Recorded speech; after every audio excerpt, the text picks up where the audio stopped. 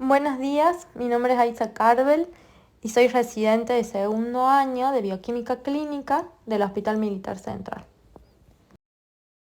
El ateneo que hoy presentamos es difibrinogenia a propósito de un caso clínico. Y a continuación les vamos a ir explicando los temas a tratar.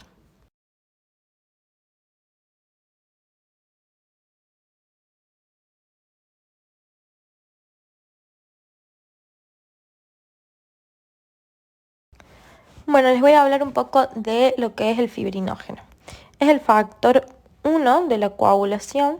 Es una glicoproteína fibrosa y adhesiva que está en el plasma en una cantidad aproximada de 150 a 400 miligramos por decilitro y tiene un importante papel en todas las fases de la hemostasia. Es una proteína de síntesis hepática con un peso molecular de 340 kilodalton. Su vida media es de 72 a 120 horas y tiene 4 funciones principales. La primera es que es una proteína estructural que da origen a la fibrina. Participa como puente entre plaquetas para la agregación plaquetaria a través de la interacción con la glicoproteína 2B y 3A. Es un inhibidor de la coagulación porque se une a la trombina, que antes era conocida como antitrombina 1, y es un sustrato para la interacción con otras proteínas como el factor 13 y las proteínas de la fibrinolisis. Hay algunos aspectos que aún no se conocen, como por ejemplo su catabolismo. La coagulación solo consume el 2 a 3% de la cantidad total del fibrinógeno. Esto hace suponer que la mayor parte del fibrinógeno realiza funciones diferentes a la hemostasia, como por ejemplo la ovulación, el mantenimiento del embarazo, la inflamación, la angiogénesis y la cicatrización de heridas. Estructura del fibrinógeno. Es una glicoproteína grande y compleja que se forma de 3 pares de cadenas. La cadena A-alfa, la cadena B-beta y la cadena gamma, con pesos moleculares de 66,2, 54,5 y 48,4 kilodalton respectivamente. Estas cadenas se encuentran unidas en la parte central de la molécula, donde confluyen los extremos aminoterminales de los 3 pares de cadenas. En esta parte central, las cadenas A-alfa y B-beta tienen respectivamente los fibrinopéptidos A y B. La cadena gamma no tiene fibrinopéptidos.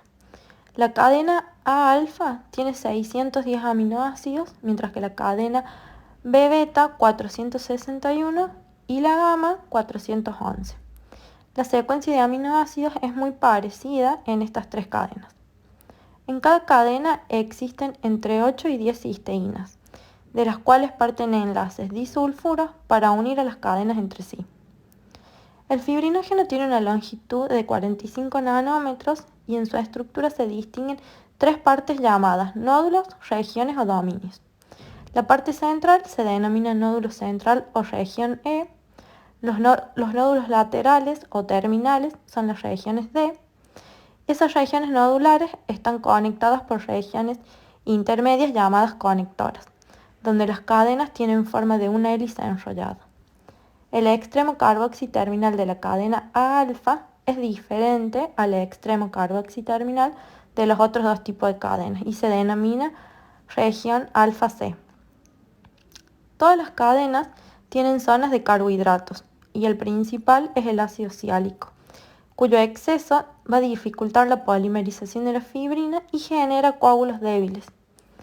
La región conectora alfa-C junto con las regiones D y E participan en las interacciones intermoleculares de los monómeros de fibrina para formar polímeros de fibrina durante la formación del coágulo. Síntesis de fibrinógeno. La síntesis se realiza en el retículo endoplásmico de los hepatocitos.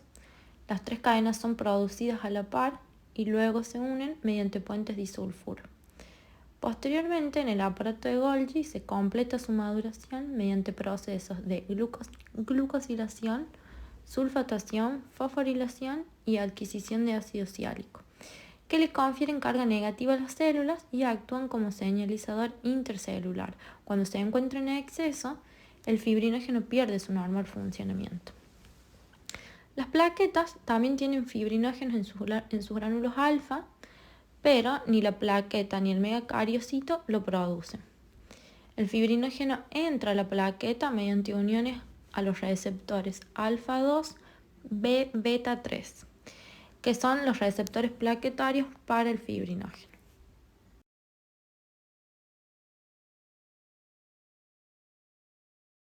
Regulación genética del fibrinógeno. Los genes del fibrinógeno son tres: el FGA, FGB y FGG, todos localizados en el cromosoma 4, en una región del brazo largo de 50 kilobases que va desde el 4Q23 a 4Q32. El fibrinógeno es una proteína de fase aguda que aumenta sus niveles en respuesta a las citoquinas liberadas durante los procesos inflamatorios y lesiones. Genéticamente, la expresión aumentada de fibrinógeno se debe a que la interleucina 6 estimula una región del gen que contiene elementos respondedores a la misma, que están en las regiones 5' de las tres cadenas.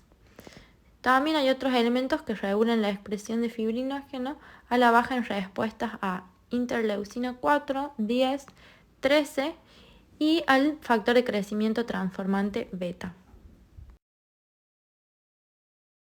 Formación de fibrinógeno a fibrina.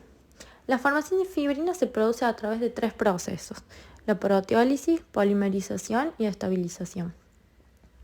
La trombina cliva los residuos de arginina-glicina de la cadena A-alfa y de la cadena B-beta y libera los fibrinopéptidos A y B de la región E, convirtiendo así al fibrinógeno en un monómero de fibrina. Aunque los fibrinopéptidos son pequeños, tienen carga negativa y son los responsables de la repulsión entre las moléculas de fibrinógeno, y como consecuencia de esta liberación disminuye la carga negativa del dominio central E. Por lo tanto, las fuerzas de repulsión disminuyen, permitiendo la polimerización en etapas de los monómeros. Los monómeros, por interacción electrostática, orientan su distribución espacial y generan enlaces no covalentes, ED y EE, entre dos monómeros adyacentes, formando fibras de dos cadenas. Un monómero adicional formará un contacto DD y otro DE, elongando el polímero. Luego, largas fibras se van a ensamblar por interacciones débiles no covalentes, formando un gel tridimensional soluble. El factor 13 activado va a catalizar la formación de una amida entre los dominios D de dos monómeros cercanos, originando una red insoluble. Sistema fibrinolítico. Este convierte la fibrina en productos de degradación de la fibrina. La principal enzima de este sistema es la plasmina, generada a partir del plasminógeno por efecto de los activadores del plasminógeno, que tenemos el activador tisular de plasminógeno y el activador de plasminógeno tipo uroquinasa. El principal papel de la plasmina es degradar la malla de fibrina, aunque también tiene otras funciones como son la remodelación de los tejidos, el crecimiento, invasión y diferenciación celular. El fibrinógeno fibrina son sustratos de la plasmina, pero a su vez la fibrina parcialmente degradada funciona como un cofactor para la activación del plasminógeno y la generación de más plasmina. La generación de plasmina mediante la activación del plasminógeno por el TPA requiere que ambos estén unidos a la fibrina. Los sitios de unión del plasminógeno y del TPA a la fibrina son residuos de lisina situados en las cadenas gamma y alfa, que se ponen al descubierto cuando el fibrinógeno se convierte en fibrina. Cuando los tres elementos se juntan, que se le llama una tríada fibrinolítica, que sería la fibrina, plasminógeno y activador del plasminógeno, la activación del plasminógeno y la generación de plasmina incrementa 1000 veces. Los inhibidores de la fibrinólisis, como son la antiplasmina y el PAI-1, que es el inhibidor del TPA, se pueden unir a la fibrina recién formada y protegerla de la degradación por la plasmina. La unión de estos antifibrinolíticos es ayudada por el factor 13 activado. El TAFI, que es el inhibidor de la fibrinólisis activado por trombina, también se une a la fibrina. Este es una enzima antifibrinolítica que se activa desde su estado de proenzima a enzima activa por el complejo trombina-trombomodulina y por la plasmina. Este TAFI activado corta los residuos de lisina que la fibrina expone cuando empieza a ser objeto de digestión por la plasmina, evitando que haya lisinas disponibles para la activación de plasminógeno y la generación de más plasmina.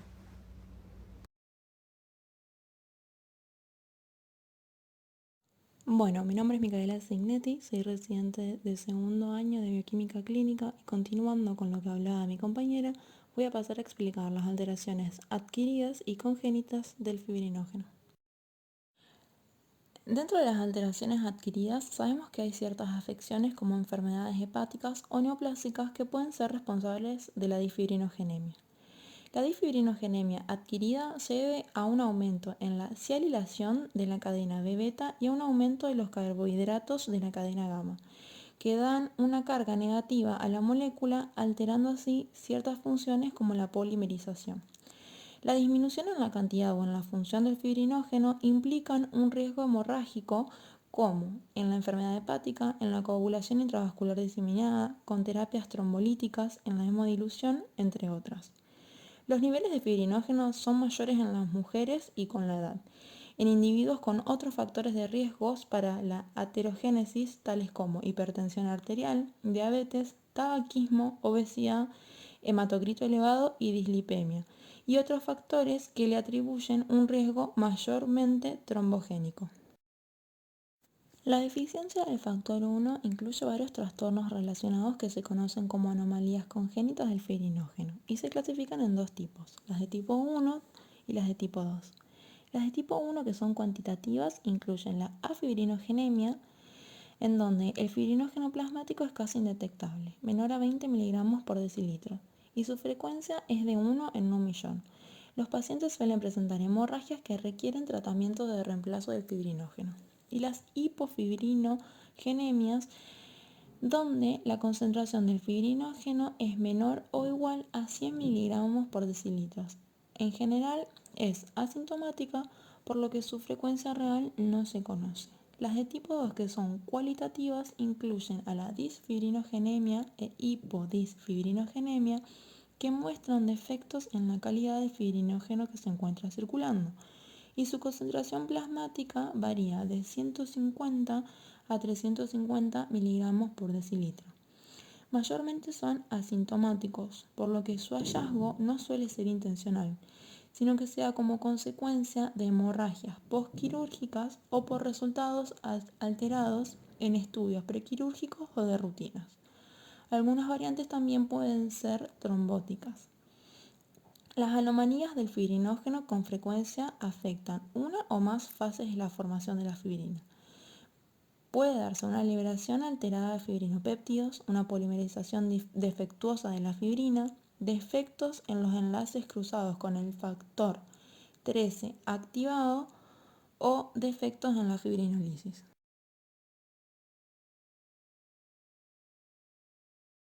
La difibrinogenia congénita es un desorden cualitativo del fibrinógeno que se caracteriza por tener niveles antigénicos normales de un fibrinógeno que es disfuncional. Es el tipo más frecuente de alteración congénita del fibrinógeno. Hay descriptas aproximadamente 400 familias con difibrinogenia congénita y alrededor de 100 alteraciones génicas halladas por técnicas moleculares, o sea que es bastante heterogénea. Se notificó por primera vez en 1958 y hasta la fecha se han notificado más de 500 casos. Generalmente se asocia con una herencia autosómica dominante. Pueden ser mutaciones mono o bialélicas en los genes de cualquiera de las cadenas de fibrinógeno, alfa, beta o gamma. Haciendo referencia a las manifestaciones clínicas, en los siguientes gráficos podemos observar una comparación del fenotipo entre las difibrinogenias y las hipodisfibrinogenias realizadas con datos obtenidos de varios estudios, donde se puede observar que los casos de pacientes asintomáticos son más frecuentes en las disfibrinogenemias que en las hipodisfibrinogenemias. Los pacientes con disfibrinogenemia hereditaria suelen ser asintomáticos. De hecho, la disfibrinogenemia generalmente se descubre de manera accidental, debido a pruebas de coagulación anormales o porque se ha descubierto previamente un caso de disfibrinogenemia en la familia. Sin embargo, algunos pacientes sufren hemorragias, complicaciones tromboembólicas o ambas. Los pacientes con disfibrinogenemia asociados con hemorragia sangran con mayor frecuencia después de un traumatismo, una cirugía o de un posparto. El sangrado suele ser leve y afecta principalmente a la mucosa, aunque también se pueden presentar la aparición de hematomas y epistaxis como otros episodios hemorrágicos frecuentes. La trombosis es una complicación bien establecida de la disfibrinogenemia congénita. Algunos mutantes de fibrinógeno se han asociado claramente con una mayor susceptibilidad a la trombosis arterial y venosa, incluidas las esplénicas y cerebrales. Dos mecanismos pueden explicar la mayoría de los casos de trombosis asociados con disfibrinogenemia. En el primero, el fibrinógeno anormal es defectuoso en la unión de trombina, lo que da como resultado niveles elevados de trombina. En el segundo, el fibrinógeno anormal forma un coágulo de fibrina que es resistente a la degradación de la plasmina. Las mujeres con trastornos cuantitativos de fibrinógeno son más propensas a sufrir complicaciones hemorrágicas, especialmente durante el periodo fértil. La menorragia es a menudo leve y se ha informado de hemorragia peritoneal después de la rotura de un quiste ovárico. El embarazo y el parto son situaciones de muy alto riesgo, ya que el fibrinógeno juega un papel fundamental en el mantenimiento de la integridad de la placenta al favorecer la propagación del citotrofoblasto para el desarrollo de la vascularización fetal materna. Otras complicaciones incluyen trombosis posparto, hematoma retrocoriónico y sangrado vaginal. Las mujeres disfibrinogenémicas en edad fértil también se ven particularmente afectadas y el diagnóstico de disfibrinogenemia durante el embarazo no es raro. La menorragia es una complicación frecuente que afecta aproximadamente al 30% de las mujeres. Para las mujeres portadoras de mutaciones de fibrinógeno que están asociadas con un mayor riesgo de trombosis, la prevalencia de abortos espontáneos es significativamente mayor. Buen día, soy Lorena Piazza, residente de segundo año de Bioquímica Clínica del Hospital Militar Central. Yo les voy a hablar del diagnóstico. Cuando se sospecha una disfibrinogenemia congénita, el estudio inicial debe incluir TP, APTT, tiempo de trombina, tiempo de reptilasa, fibrinógeno funcional y antigénico. Todas estas determinaciones correspondientes a un laboratorio de rutina. El TP y el APTT en general no se ven afectados. Solo niveles muy por debajo del valor de referencia van a alterar estas determinaciones. El tiempo de trombina y el tiempo de reptilasa son más específicos. Permiten detectar la formación de la red de fibrina por el uso de trombina exógena y veneno de víbora que específicamente escinden a los fibrinopéptidos A y B en el caso del tiempo de trombina y solo al fibrinopéptido A en el caso del tiempo de reptilasa, lo que genera monómeros que polimerizan dependiendo de su cantidad y calidad. Se había propuesto un algoritmo de diagnóstico basado en el tiempo de trombina como prueba inicial. Sin embargo, algunas disfibrinogenemias, por ejemplo Oslo 1 y fibrinógeno Denver, tienen un tiempo de trombina normal, por lo que esta determinación carece de sensibilidad. Además, hay otras enfermedades o anticoagulantes con actividad frente a la trombina, como la heparina, la irudina y dabigatran, que también pueden afectar al tiempo de trombina. Cassini y colaboradores realizaron un estudio multicéntrico de 101 pacientes con disfibrinogenemia congénita. La edad media en el momento del diagnóstico de disfibrinogenemia fue de 29 años. Fueron seguidos durante una media de 8 años. La mayoría de los casos tenían un diagnóstico incidental de disfibrinogenemia congénita, ya sea durante las pruebas de laboratorio de rutina o antes de una cirugía, y menos del 20% fueron diagnosticados después de una hemorragia o un evento trombótico. Entre aquellos a los que se le determinó el tiempo de reptilasa o el tiempo de trombina, ambas determinaciones se prolongaron anormalmente en casi el 90% de los casos. Esto significa que el resto presentaron o el tiempo de reptilasa normal o el tiempo de trombina normal.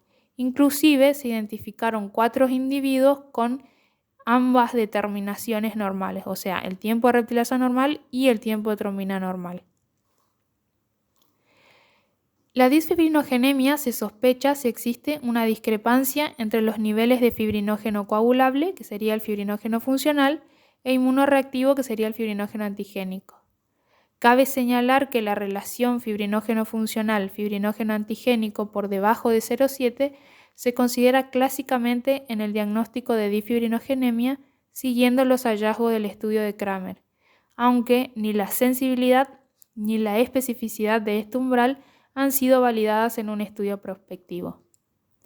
Entre los múltiples métodos de laboratorio para la medición de fibrinógeno, el más preciso es el método de Klaus, que es la técnica adoptada en la mayoría de los estudios clínicos.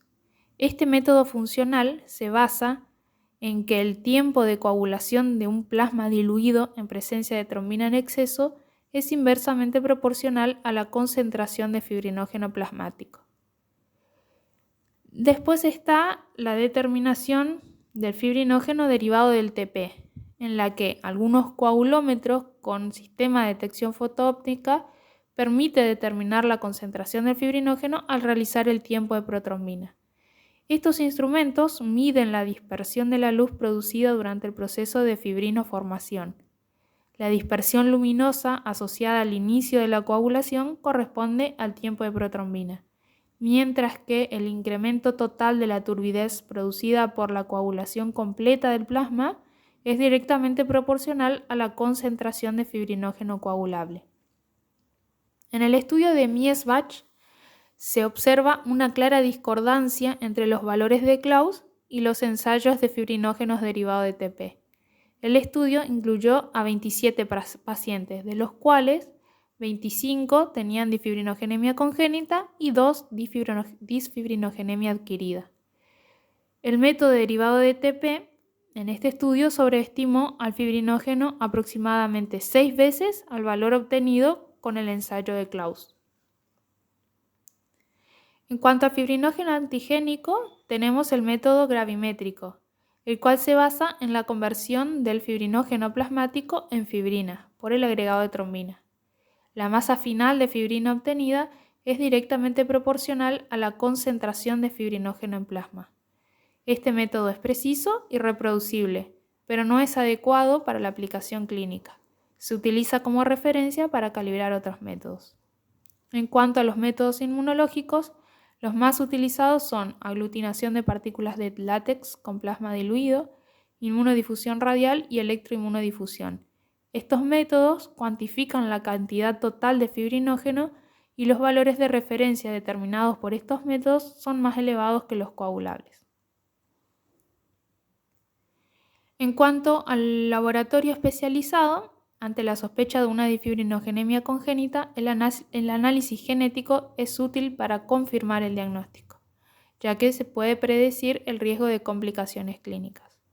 Después están los laboratorios de investigación y altamente especializados que pueden realizar análisis adicionales, ya sean funcionales, es decir, medición de la tasa de escisión del fibrinopéptido, análisis de polimerización del monómero de fibrina y fibrinolisis, o estructurales como microscopía electrónica de barrido, microscopía de escaneo electrónico, microscopía confocal de barrido láser, permeabilidad, propiedades viscoelásticas, mecánicas, propiedades de las fibras individuales y microscopía de fuerza atómica. Además del interés de la investigación en una mejor comprensión de cómo se forma un coágulo, esto podría potencialmente también ayudar a predecir las complicaciones clínicas para un determinado paciente. El tamaño de los poros en la red de fibras de fibrina, que generalmente se estima de acuerdo con la permeabilidad del coágulo bajo una caída de presión y tasa de flujo constantes, y el diámetro de la fibra, que se evalúa más comúnmente con microscopía electrónica de barrido, pueden, por ejemplo, indicar fragilidad del coágulo, que provoca sangrado, o sugieren un fenotipo de coágulo de fibrina protrombótico. La expresión de fibrinógenos mutantes en células transfectadas de forma transitoria o estable pueden proporcionar información adicional. Además, y de particular interés, existen ensayos de hemostasia global, como la tromboelastografía o la tromboelastometría rotacional, que combinan aspectos tanto funcionales como estructurales del coágulo de sangre. Estos métodos podrían evaluar los cambios viscoelásticos del plasma o de la sangre total y pueden proporcionar un valor dinámico para las características de una red de fibrina en la disfibrinogenemia. Además, ofrecen un seguimiento fiable del efecto de la terapia con fibrinógenos. Sin embargo, como una nota de precaución, estas pruebas globales de sangre total o plasma pueden tener una sensibilidad limitada a ciertos cambios en la estructura y función de la red de fibrina, y se requieren más estudios para probar la sensibilidad y eficacia de estos métodos en la identificación de una amplia gama de las disfibrinogenemias congénitas.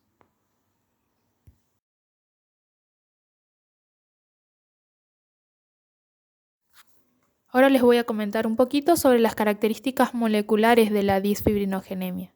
Las mutaciones más frecuentes son sustituciones en la región N-terminal de la cadena alfa o en la región C-terminal de la cadena gamma, que dan como resultado una interacción defectuosa entre las dos regiones D-terminales y la región E, o interacciones D-D defectuosas, provocando así un defecto en el ensamblaje de la fibrina en la formación temprana del coágulo.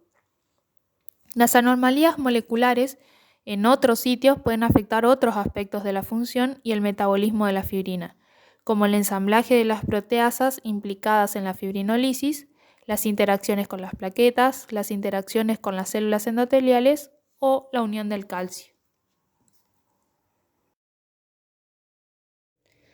Ahora les voy a mostrar las secuencias codificantes de los 3 genes del fibrinógeno. En pantalla tienen la secuencia codificante del gen FGA que codifica para la cadena alfa. Los exones 1, 3 y 5 se muestran en negro y los exones 2 y 4 se muestran en azul. Las mutaciones identificadas para los trastornos cuantitativos, la afibrinogenia e hipofibrinogenia, se indican en rojo, y las mutaciones identificadas en los trastornos cualitativos, disfibrinogenemia e hipodisfibrinogenemia, se indican en verde. Acá lo importante es el codón del hotspot o punto caliente de mutación en el exón 2, que codifica arginina 35, y que en la imagen está encuadrado. Para la citosina guanina-timina encuadrada, la citosina puede ser sustituida por timina o adenina, y la guanina puede sustituirse por adenina o citosina. Esta arginina 35 es parte del sitio de escisión de trombina en el extremo N-terminal de la cadena alfa del fibrinógeno. Esta arginina se muta con frecuencia a histidina o cisteína, lo que provoca una liberación retardada o ausente de fibrinopéptido A y una polimerización prolongada posterior. Los estudios funcionales y estructurales de los fibrinógenos mutantes también han mostrado una disminución de la unión a las plaquetas, resistencia fibrinolítica y redes de fibrina desordenadas con fibrillas más delgadas. En la figura, las inserciones se indican con un signo de exclamación en la secuencia y la sigla INSX debajo de la secuencia, y las eliminaciones se indican con un triangulito.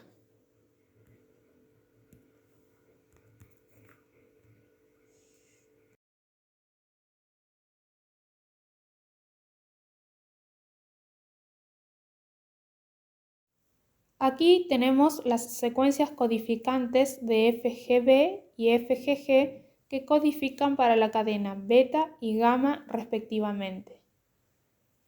En la figura de FGB, los exones 1, 3, 5 y 7 se muestran en negro y los exones 2, 4, 6 y 8 se muestran en azul. En la figura de FGG, los exones 1, 3, 5, 7 y 9 se muestran en negro y los exones 2, 4, 6, 8 y 10 se muestran en azul. Y al igual que en la imagen de la presentación anterior, las mutaciones identificadas para trastornos cuantitativos están indicados en rojo en ambas imágenes y las mutaciones identificadas para trastornos cualitativos se indican en verde. Las de lesiones están indicadas mediante un triangulito. Acá es importante destacar el codón del hotspot o punto caliente de mutación en el exón 8 de FGG que codifica para arginina 301 y que en la imagen se encuentra en cuadrado. Este punto es importante para la polimerización de fibrina. El reemplazo de esta arginina por cisteína o con menor frecuencia por histidina conduce a un aumento de la ramificación de las fibras, como resultado de un ensamblaje de fibrina más lento y un posicionamiento inexacto de un extremo a otro en el ensamblaje de los monómeros de fibrina.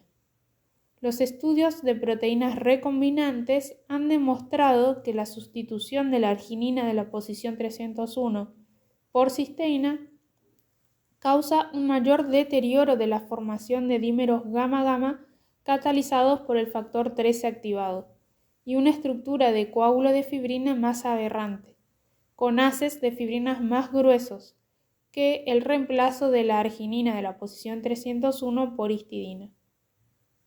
Por último, cabe destacar que las mutaciones en el exón 2 de FGA y el exón 8 de FGG representan casi el 85% de todas las mutaciones de disfibrinogenemia congénita, por lo que estos son los primeros exones que se examinarán en un cribado genético. Esta es una representación esquemática de sitios moleculares de mutaciones hotspot y mutaciones claramente asociadas con trombosis. El nódulo central contiene las porciones aminoterminales de las 3 cadenas polipeptídicas, mientras que el nódulo beta y el nódulo gamma contienen la parte carboxilo terminal de la cadena beta y gamma respectivamente. El dominio alfa-C contiene la porción carboxilo terminal de la cadena alfa.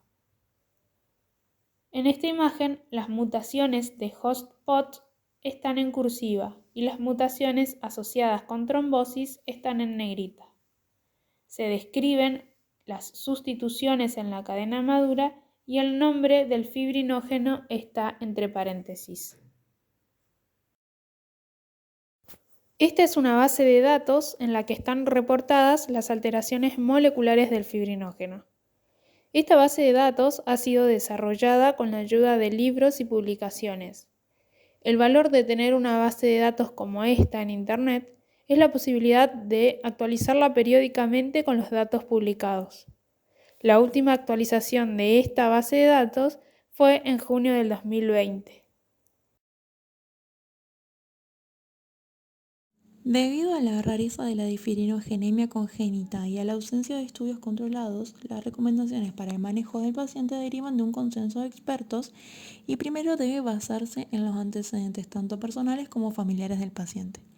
Incluso los pacientes asintomáticos en el momento del diagnóstico tienen un alto riesgo de desarrollar síntomas durante el curso natural de la enfermedad y se deben ofrecer seguimiento regular y, si es posible, estudios más sofisticados del laboratorio para definir mejor el fenotipo. Los pacientes con fenotipo hemorrágico deben ser derivados a un centro especializado para su tratamiento, el cual se basa principalmente en el uso de productos de reemplazo de fibrinógeno, de los cuales la mejor opción van a ser los concentrados de fibrinógeno derivados del plasma. ¿Por qué? Porque principalmente estos son más seguros debido a las medidas utilizadas para la inactivación del virus y porque permiten regímenes de dosificación más precisos. Dentro de las recomendaciones Para los fenotipos de hemorragia grave, se sugiere administrar concentrados de fibrinógeno con el objetivo de mantener la actividad de fibrinógeno por encima de 100 miligramos por decilitro. En caso de sangrado leve y o menorragia, se puede considerar el ácido tranexámico, que es un antifibrinolítico siempre y cuando no existan contraindicaciones.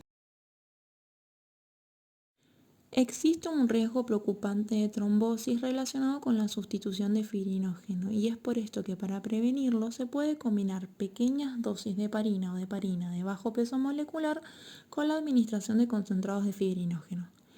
En los casos quirúrgicos, los pacientes que presenten fenotipo hemorrágico deberán tratarse con un concentrado de fibrinógeno para elevar y mantener el nivel de fibrinógeno a 100 miligramos por decilitro por encima del valor inicial hasta asegurar la hemostasia y a 50 miligramos por decilitro por encima del valor inicial hasta la cicatrización. Para los pacientes que presentan un fenotipo trombótico, la necesidad de reemplazo de fibrinógeno debe compensarse con el riesgo de trombosis asociado a la sustitución de fibrinógeno. La trombofilaxia mecánica y anticoagulante es obligatoria en cirugías mayores. Para los pacientes asintomáticos sin episodios hemostáticos previos, debe discutirse cada caso, en particular con un enfoque multidisciplinario. Durante el embarazo, las complicaciones más frecuentes incluyen pérdida del embarazo, hemorragia, desprendimiento de placenta y trombosis. El manejo de las mujeres embarazadas depende en gran medida del fenotipo. Las mujeres asintomáticas deben ser monitoreadas cuidadosamente y se recomienda una evaluación ecográfica repetitiva para monitorear el crecimiento fetal.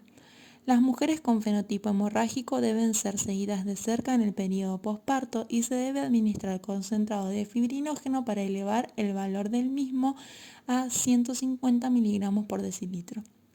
En los casos donde se presenta una mutación asociada a trombofilia y trombosis previa, la tromboprofilaxis con heparina de bajo peso molecular debe discutirse durante todo el embarazo y el posparto. Antes de la cesárea se debe administrar profilaxis con reemplazo de fibrinógeno y se deben evitar procedimientos previos para evitar el riesgo al neonato que puede también portar una disfibrinogenemia congénita. Es momento de presentarles el caso clínico. Se trata de una paciente de sexo femenino de 30 años que ingresa con sospecha de síndrome antifosfolipídico. Como antecedentes clínicos, presentó hematomas esporádicos, 3 abortos y una pérdida fetal.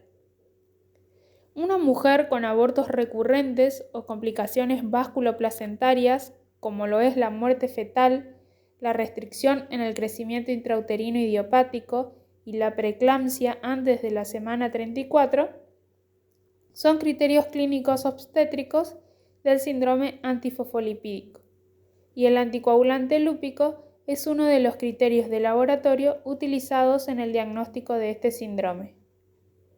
El subcomité de anticoagulante lúpico y anticuerpos dependientes de fosfolípidos de la Sociedad Internacional de Trombosis y Hemostasia publicó recomendaciones y criterios metodológicos de laboratorio que incluyen una prueba de tamizaje que demuestre la prolongación de un tiempo de coagulación dependiente de fosfolípidos, una prueba de mezcla que confirme la presencia de un inhibidor y la confirmación de que el inhibidor es dependiente de fosfolípidos y la exclusión de otras coagulopatías.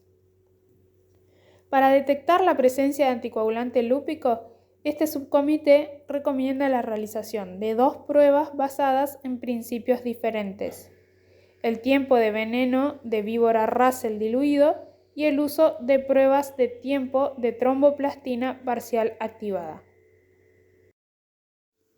Se le realizó un primer estudio en el que se le determinó TP, que dio como resultado 70%, estando este valor dentro del intervalo de referencia. APTT, que arrojó un resultado de 41 segundos, que también está dentro del intervalo de referencia. PTTLA, que es reactivo de APTT sensibilizado para anticoagulante lúpico, dio como resultado 43 segundos. También se encuentra dentro del rango de referencia. Tiempo de veneno de víbora de Russell diluido. El veneno de víbora de Russell posee una fracción de actividad enzimática con capacidad de activar directamente el factor 10 a factor 10 activado, que formará el complejo protrombinasa en presencia de fosfolípidos. Los fosfolípidos, al estar suficientemente diluidos, son los limitantes de la velocidad de la reacción y transforman a esta prueba en un ensayo óptimo para la detección del inhibidor lúpico. A nuestra paciente le da prolongado, 39 segundos para un normal de 30 y un índice de 1,33 siendo normal hasta 1,14. ¿Qué corrige con normal? Lo que descarta la presencia del anticoagulante lúpico, porque al estar presente debería afectar también al plasma normal. También se le determinó fibrinógeno coagulable por el método de Claus, que le da por debajo del valor de referencia. Para completar el estudio se le realizó fibrinógeno antigénico por método inmunológico y por método gravimétrico, dando ambos un resultado mayor al del fibrinógeno coagulable. Esta discrepancia entre el fibrinógeno funcional y el fibrinógeno antigénico nos está indicando que estamos frente a una disfibrinogenemia. En pocas palabras, la producción de fibrinógeno está bien, pero la calidad del fibrinógeno es mala. Además, si se calcula la relación fibrinógeno funcional, fibrinógeno antigénico, da como resultado un valor menor a 0,7, lo que indica alta probabilidad de disfibrinogenemia, aunque ni la sensibilidad ni la especificidad de este umbral han sido validadas en un estudio prospectivo. También se le determinó tiempo de trombina, que arrojó un resultado de 32 segundos para un normal de 20, es decir, dio prolongado. Tiempo de reptilasa, que dio un valor de 13,5 segundos para un normal de 12, siendo este resultado normal. Entonces, estamos frente a un caso en el que el tiempo de trombina es prolongado y el tiempo de reptilasa normal. Podríamos sospechar que la paciente está siendo tratada con heparina, dado que la diferencia entre el tiempo de trombina y el tiempo de reptilasa radica en el que el tiempo de reptilasa no se ve afectada por la heparina. Pero esto fue descartado. La paciente niega haber sido tratada previamente con heparina. Entonces, retomando lo que hablábamos en el diagnóstico y teniendo en cuenta el trabajo de Cassini y colaboradores, quienes habían realizado un estudio multicéntrico de 101 pacientes con diagnóstico de disfibrinogenemia congénita, habían encontrado que aquellos a los que se les determinó el tiempo de trombina y el tiempo de reptilasa, ambas determinaciones se prolongaron anormalmente en casi el 90% de los casos. Esto significa que el resto de los casos, es decir, el 10% restante, presentó o el tiempo de reptilasa normal o el tiempo de trombina normal. Inclusive identificaron 4 individuos con tiempo de reptilasa normal y tiempo de trombina normal, o sea, ambas pruebas normales. Todo depende del tipo de mutación que presente. Nuestra paciente estaría entonces incluida dentro de este 10%. Otra determinación adicional que se le realizó fue la lisis de euglobinas para evaluar la fibrinolisis, que dio como resultado 215 minutos, siendo este valor normal. Otras determinaciones que también se le hicieron fueron el número de plaquetas, el dímero D y el PDF, siendo todas estas determinaciones normales. En esta tabla se muestran los resultados que se obtuvieron en estudios posteriores. Se puede observar que la paciente continúa teniendo una PTT y un TP normal, un fibrinógeno coagulable por debajo del valor de referencia, un tiempo de trombina prolongado y un tiempo de reptilasa normal. Cabe destacar que a la paciente se le estudió también en la Academia Nacional de Medicina. Allí se le evaluó todo el panel para trombofilia, arrojando resultados normales. Si bien a partir de las pruebas básicas de la coagulación podemos llegar a un diagnóstico de disfibrinogenemia, lo ideal sería contar con un laboratorio especializado donde se pueda realizar la secuenciación genética para saber con qué tipo de mutación estamos tratando y así poder brindarle al paciente un tratamiento certero. A nuestra paciente particular, con las pruebas que se le realizaron, se le descartó el síndrome antifosfolipídico y trombofilia, y se le confirmó el diagnóstico de disfibrinogenemia. El único hallazgo que generó dudas fue el tiempo de reptilasa normal, pero en la literatura vimos que hay evidencias de casos con tiempo de reptilasa normal, tiempo de trombina normal o ambas determinaciones normales, y eso depende del sitio de la mutación. Lo ideal hubiese sido enviarla a secuenciar para saber qué tipo de mutación es. Con los resultados que le aportamos desde el laboratorio, los médicos han decidido anticoagularla a la paciente y de esta manera ella pudo llegar a término el embarazo. Muchas gracias por su atención.